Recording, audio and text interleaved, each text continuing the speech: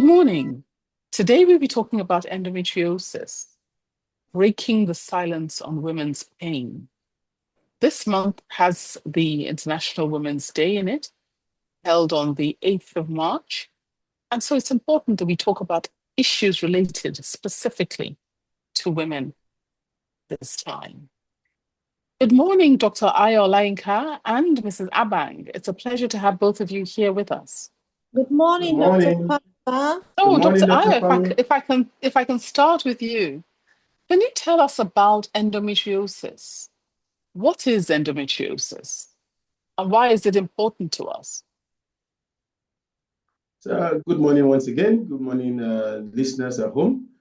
Endometriosis is one of those mystical gynecological problems, if you may. But simply put, it means that you have the presence of endometrial-like tissue in other locations other than the endometrial lining of the uterine cavity. And of course, this is a problem that is peculiar to women. And this is a condition that is actually a lot commoner than previously realized, affecting as many as 10% of women or girls in their reproductive age group. And typically would present with a lot of pain during periods, pain during intercourse, generally chronic pelvic pain. Pain is the central symptom associated with endometriosis. But endometriosis also leads to fertility challenges, doesn't it? How does it do that? Absolutely. Endometriosis and infertility tend to work hand in glove, if I may use that phrase. As much as 20 to 40% of couples that are managing infertility tend to present with endometriosis as a co-contributor. So directly or indirectly, you can say that endometriosis is central to many men and women that are experiencing infertility. And there are a couple of ways by which endometriosis can cause infertility.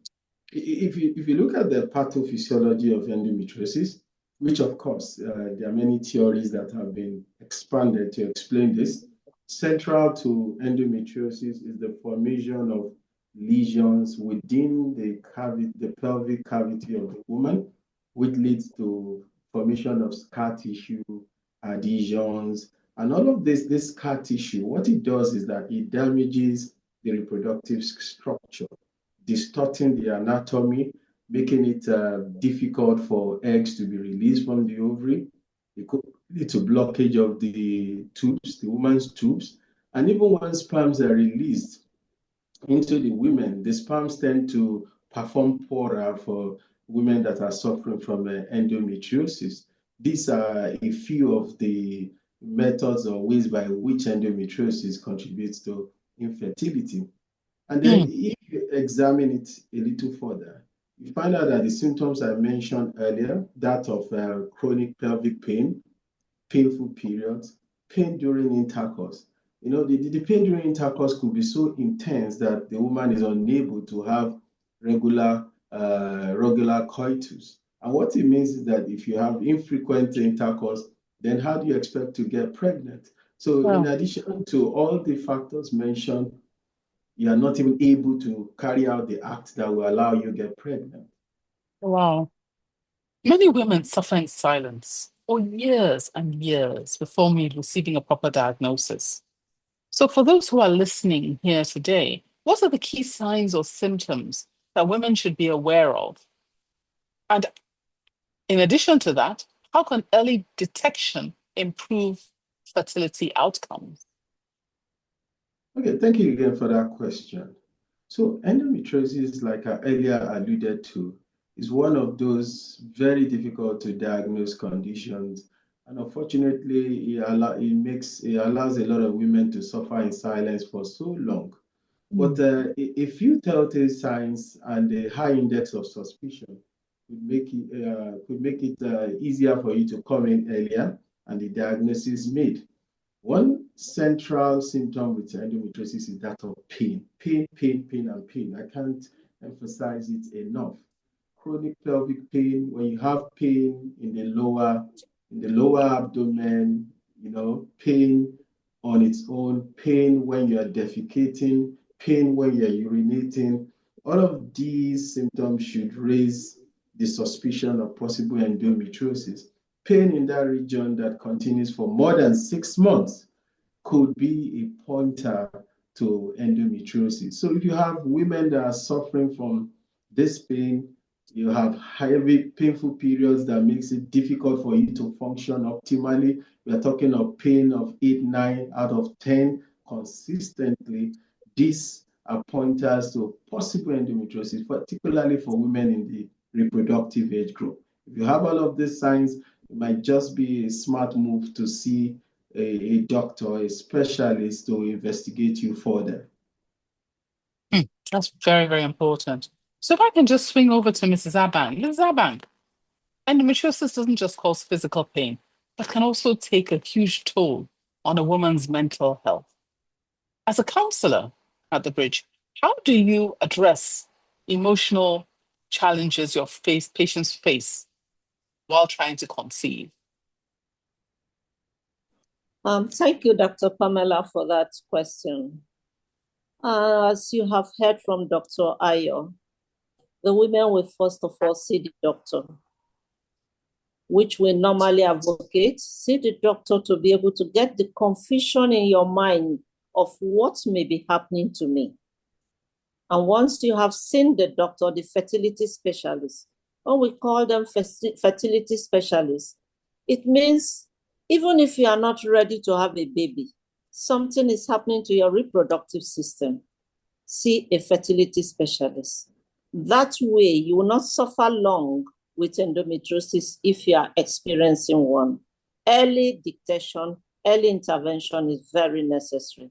And once they see the fertility specialist, and like Dr. Aya has enumerated the 3 aspects of pain, they normally will refer them for counseling intervention towards emotional support. These women need a lot of support. So that's how they come to seek counseling support. And what the counselor typically does is to enable them to speak out. Speak out. Because in their confusion, they are afraid, they are anxious. They tend to want to isolate themselves because they feel people don't understand what is really happening to them, as they don't understand what is happening to them. So you want them to speak out. What am I experiencing? Say it out to your trusted friends. That's what we encourage them to do. Say it out.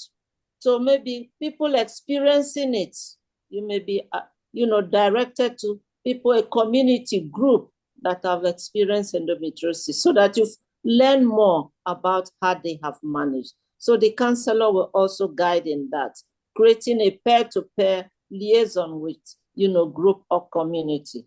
But also majorly, it is not a journey that they take alone. We encourage them to come with a significant other in their life, either their partner, their family, their friends or colleague who has been very supportive, so that they are not, just isolating themselves. They can speak out and be supported continuously.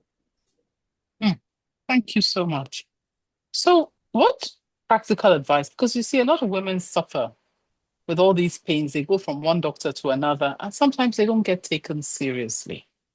So what practical advice would you offer to women who suspect they may have endometriosis, but have struggled to be taken seriously by healthcare providers? It is really difficult to get a mind shift. But first and foremost, the advice we give them is to be mindful of what symptom they are experiencing. Educate themselves. Google is the current teacher. Locate to find out, yes, what is happening? Where are these symptoms coming from? Like the doctor has said, it could be mimicking other diseases that, they might be thinking is the real problem. But educate yourself.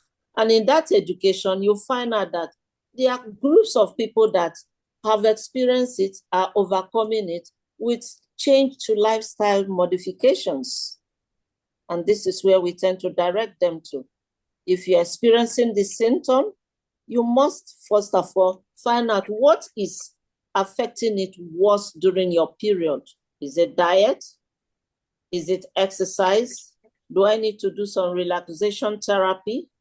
Do I need to just let my life be and take whatever medication the doctor is giving me? So we tend to channel them along that area so that you keep them encouraged, you keep them doing something that is not taking away the pain totally, but is making the pain a lot better. Thank you.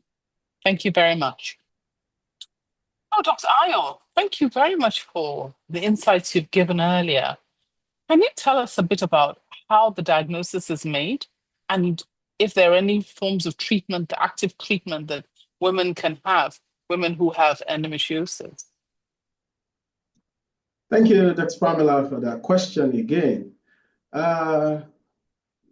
Taking it from where I stopped earlier, I did mention that endometriosis is a diagnostic nightmare for specialists. And because of the variable symptoms, lack of pathognomonic symptoms that you can hold on to and say, this is endometriosis. But I did mention that there are lots of symptoms that could be pointers: inordinate amount of pain when you're having your menses. And that's one of the things you want to tell young ladies, young women. When you're having that much pain during menses, it shouldn't always be waved off with the hand that it's normal to have pain during menses. If you have crippling pain during menses, crippling pain during intercourse, pain during defecation, during urination, all of these could be prime pointers to endometriosis. However, when you do present to the specialist with all of these symptoms and it raises an index of suspicion of endometriosis, the next thing the doctor wants to do at the very basic level is to request for an ultrasound.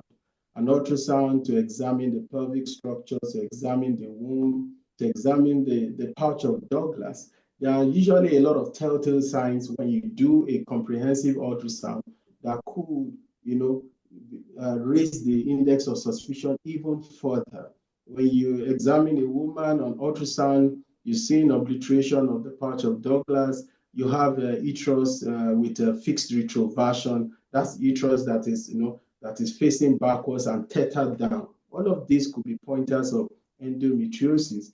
And some people could actually have evidence of adenomyosis. Those are pointers. So, of course, adenomyosis and endometriosis are just one and just 12 and a half a dozen. You're speaking the same language. And on the ovaries, you might find things like endometriotic cyst. This usually have a characteristic appearance. And once you see all of those things with all the symptoms that we've enumerated earlier, that helps you to what? Even take it a notch further. And you're most likely dealing with someone suffering from endometriosis.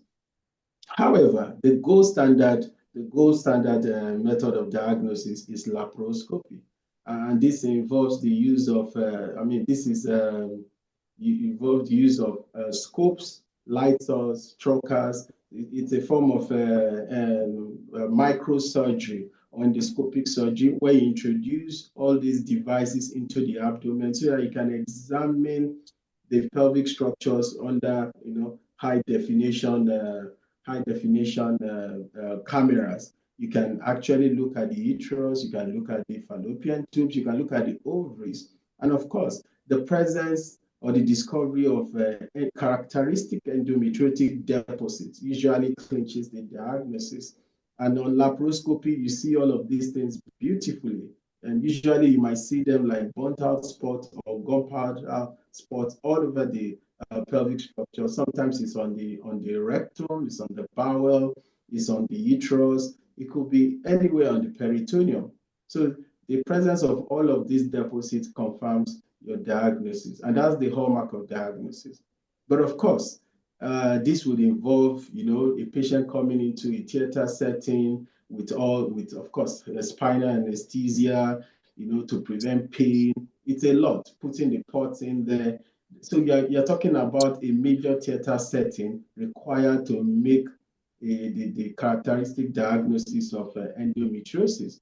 But these days now, there are newer techniques, maybe less elaborate, that can also help you to make a diagnosis of endometriosis. And there is a particular one a lot of people in Europe and Asia are trying to get the other parts of the world to embrace fully, which is a transvaginal hydrolaparoscopy. So this can actually be done as an office procedure, in which case you're going through the pouch of Douglas, you're inserting your various needle. Okay, so And I think you're getting a bit too technical for our audience, but I think suffice it to say that there are definitive tests that can make that diagnosis, and there's treatment now for it. Yes? yeah, thank you so much. Sometimes you get carried away when Yes, you're talking yes. about topics you are very passionate about. So definitely there are cutting edge techniques and intervention now coming up to make a diagnosis. And moving on from the diagnosis, you're talking about the treatment aspect.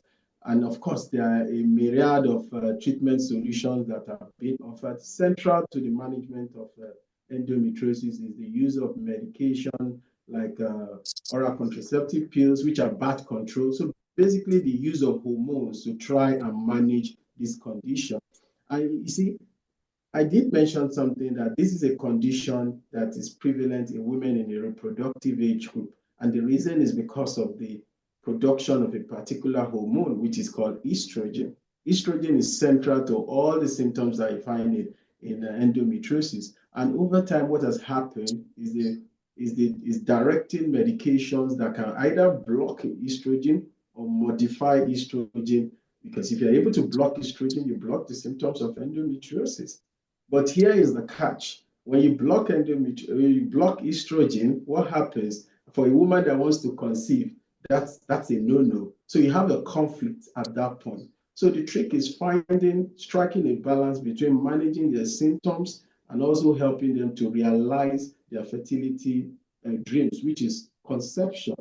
And this is what we tend to struggle with for those of us that are into fertility management. So we have to find that delicate balance between managing the deleterious effects of endometriosis and helping our patients conceive.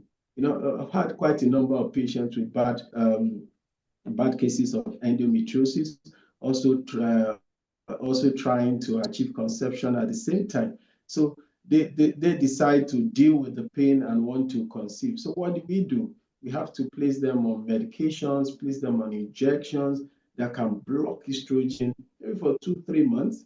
Like a case in point I had that needed in vitro fertilization, which is part of course, assisted reproductive intervention that we offer.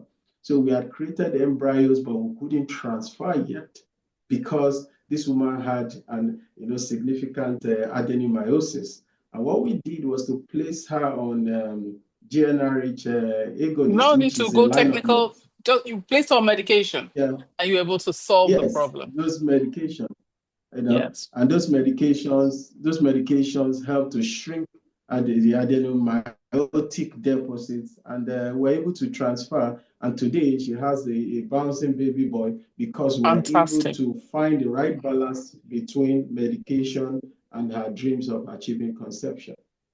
Yeah, I think that's important. And I think that's also why Mrs. Abang spoke earlier and said, see a fertility specialist, because it's so important that that balance between your fertility outcome and your quality of life is made so that, the woman obviously gets the kind of fertility outcomes that she requires. And I'm happy to hear that lady in question had a bouncing baby boy. If I can go back to Mrs. Abang quickly. Mrs. Abang, um, as a counselor, there's so many challenges that women have. And in and around the celebration of International Women's Day, how can healthcare providers and policymakers work together on this, to transform this narrative around women's pain and ensure that conditions like endometriosis receive the attention they deserve? Thank you, Dr. Pamela, for that question. In celebrating women, it means we should institute programs that will assist their healthy living. So we'll expect, platforms that create awareness to conditions that women are suffering over time on, collaboration with healthcare providers, so that access to medical care will be easy for women. For instance, some HMO do not pay for all these hormonal tests and investigation on reproductive issues.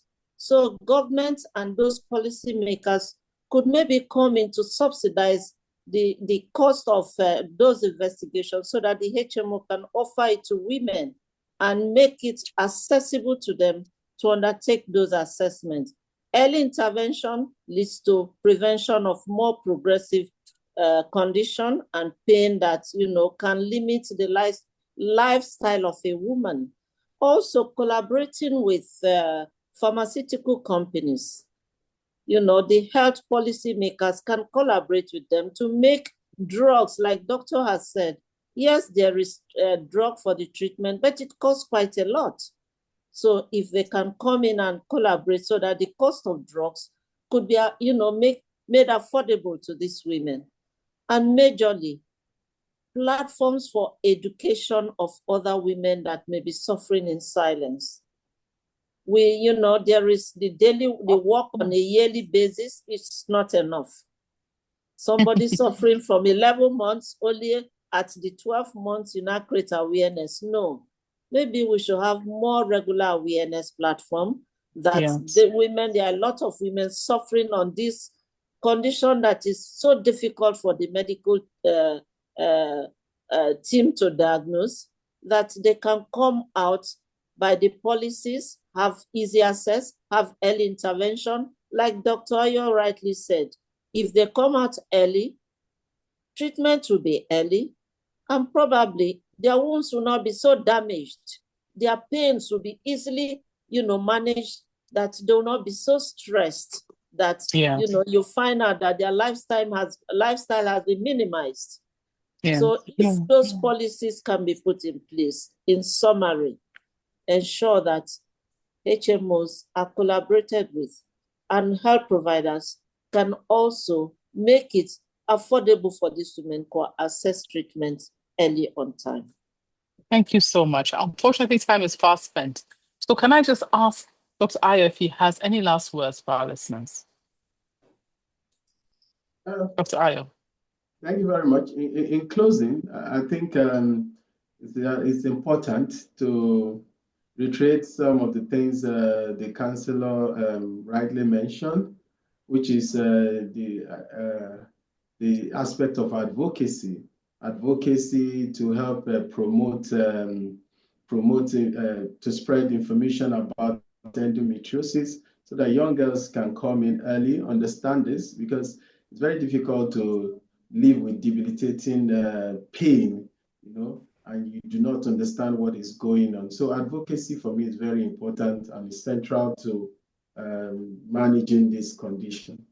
Thank you.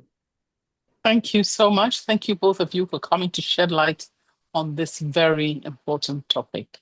Thank you very much. Thank you for watching. Please like, share and subscribe for new video updates.